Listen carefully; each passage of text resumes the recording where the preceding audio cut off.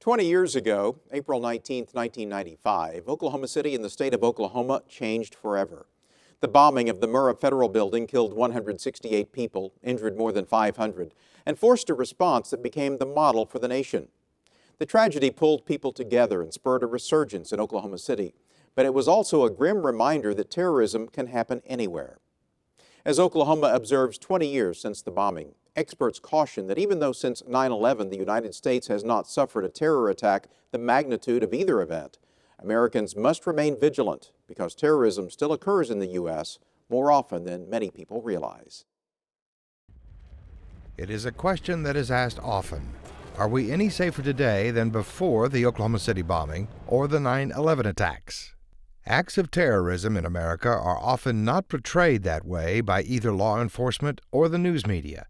In some instances, terrorist acts get little attention outside of the immediate area where the incident occurred.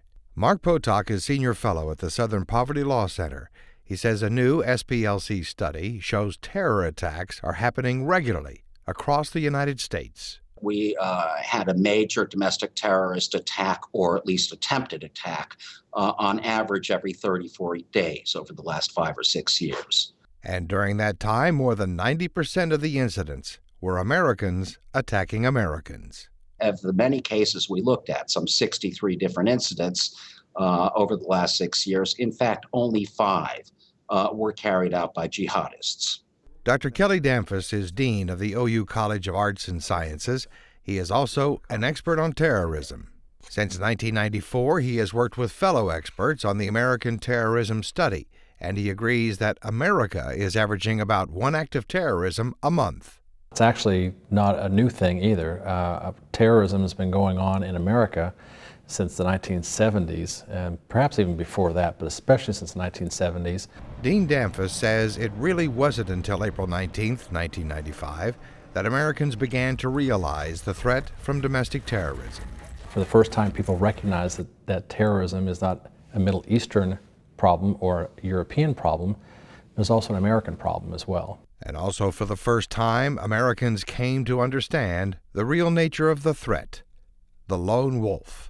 In the last 6 years, in other words, since Barack Obama was elected, that 90% of all terrorist attacks in the United States, whether they be from the radical right or jihadist in origin, were in fact carried out by a single player or at most 2.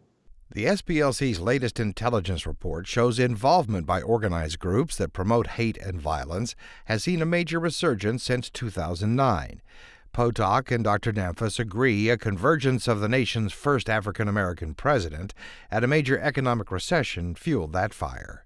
Oklahoma City is 20 years ago, 9/11 14 years ago. There are new generations of Oklahomans for whom the bombing of the federal building is just something they learn about in school or hear about from parents or other adults. But Oklahoma has a vivid, intense reminder every year of the high cost of terrorism and the need to be alert and aware. And there are so many threats that are out there that we don't even know about, that I don't think Oklahomans will ever forget that threat. I think the rest of the country, as time evolves and as less and fewer attacks take place at that magnitude, it's natural for them to let their guard down. Kelly Damphus and Mark Potok both warn the most likely threat today comes from one person or a small group of 2 or 3 people who are Americans and who, for whatever reason, decide it's time to attack the homeland.